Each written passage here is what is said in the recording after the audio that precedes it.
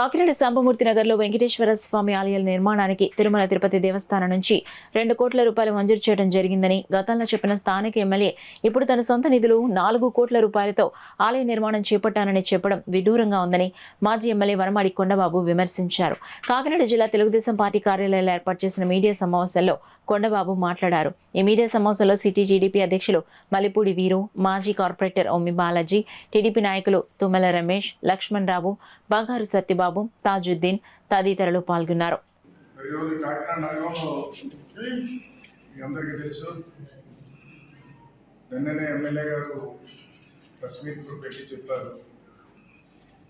ఏంటంటే సాంబమూర్తిలో వెంకటేశ్వర దేవాలయం నిర్మించాం. 4 కోట్ల రూపాయలు నా సొంత నిధితో పెట్టానని చెప్తున్నాడు. ఆయన స్వయంగా చెప్పారు, 4 కోట్ల రూపాయలు మా సొంత నిధితో పెట్టామని చెప్పి.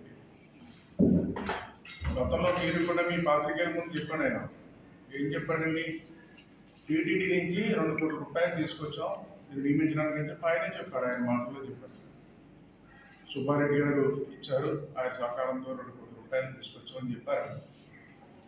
ఇప్పుడేమో మా సొంత నిధితో 4 కోట్ల రూపాయలతో నిర్మించామని చెప్పి ఆయన చెప్తున్నారు. మరి ఏది నిజమో మళ్ళీ ఒకసారి చెప్పాలి.